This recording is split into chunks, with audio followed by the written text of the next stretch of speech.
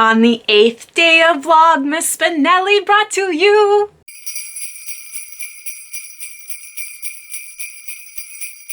a tag! Yay! I'm finally getting to some of my tags, and if you can't tell, I got a little bit smart with my cool glasses, and I'm wearing double glasses so that I can see. I am doing Emily from Novell Novels the Friends tag. This is an original tag by Emily, and she tagged me in her original tag, and I am so happy to finally be doing it. If you have not yet subscribed to Emily's channel, please pop over and check her out. She is such a wonderful person, and I can't imagine anyone else creating a tag such as this than Emily. She is just a beautiful soul inside and out, and I adore her. So I'm so happy to finally be doing her tag. Definitely check her out, subscribe to her channel. She's trying to get over 600 and she is so close. So definitely check her out. I'll put her in the link below, as well as all of her prompts. If you're new here, I hope you take some time and hit that subscribe button as well as the notification bell, and comment below, what is your favorite friendship memory? I'm going to jump right on into these prompts that Emily provided, and they are really good. She actually created prompts with the word friend so that each prompt started with the first letter of the word friend. So the first prompt is for F, and F is friendship. Name a book with a strong friendship in it. So for that prompt, I picked The Serpent King, and I actually heard about this from Linda over at Linda's World of Books. So Linda, if you have not done this tag, I'm officially tagging you so that I don't forget about it later. But this book is, the friendship in here is just something you won't forget. It's a friendship between actually three individuals, three teenagers in high school, and they have all different kinds of backgrounds, and you kind of learn more about them and their families and their friendship and how they became friends and what that friendship means to them. There's tragic moments in this book that just make you cry, but it's a coming of age story. I highly recommend it. I do have a rapid review on this, so I'll link that above. The next prompt is for the letter R, and that is for real life, and that's a nonfiction book that you'd like to read. And the nonfiction book that I want to read is actually currently being used as a snowman. If you follow me on Instagram, you know what I'm talking about.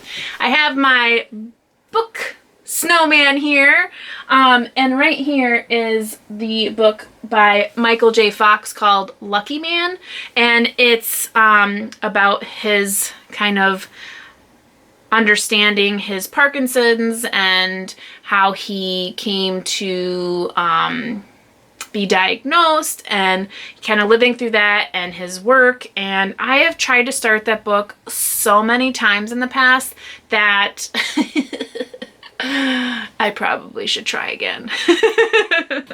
So for I, that is for indie author, and that is a book by an indie author. And I have to go ahead and steal the same one that Emily did because I don't really know of many indie authors. So I'm going to go with Charles Heathcote's An Heir to Murder.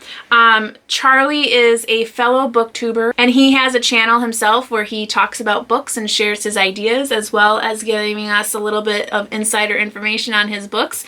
So that's what I'm going to pick for this time, and I know that Emily has already tagged Charlie for this prompt, so I will not re-tag Charlie.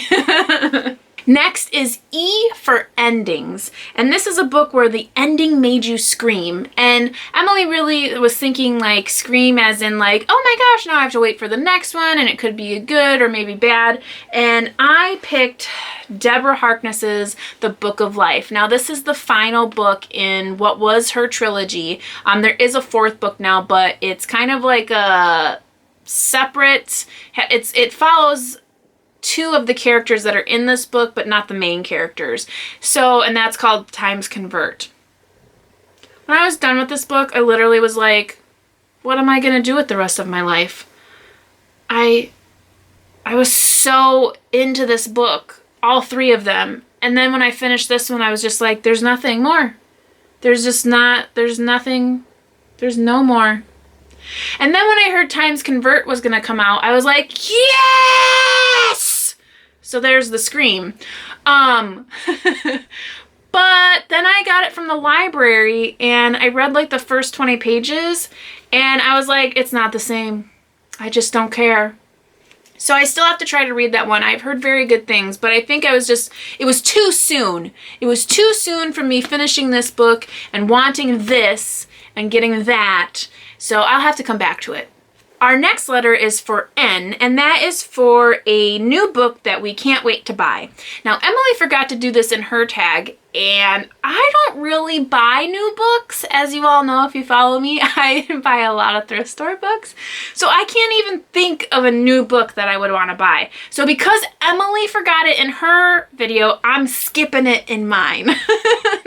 Now, we come to the letter D, which is for dark. And this is a book that has dark themes. So I'm going to go ahead and pick Crime and Punishment, which if you follow me, you know we just did this as a read-along. And boy, was this dark. We have murder, we have mental illness issues, we have socioeconomic issues, we have religious issues. I mean, it gets dark a lot in this book. So that's what I'm going to pick. And because Christy Lewis over at Dostoevsky in Space was the one to bring this to light, I'm going to go ahead and make sure she gets tagged for this video as well. So Christy, if you're watching, make sure you do this friends tag. And then this brings me to the letter S, which is share. Share the love and tag some of your favorite booktubers, and I'm going to go ahead and make sure I tag some of my friends. I've already tagged Linda and Christy. I'm also going to tag my very good booktube friend Laura at Book Bubbler, so make sure that you handle this sometime in the next decade. And then obviously Scott and Nell over at Gunpowder Fiction and Plot, very good friends of mine. I love their channel. I love talking to them. We often have Voxer discussions and we're just mostly giggling. So that's always a lot of fun.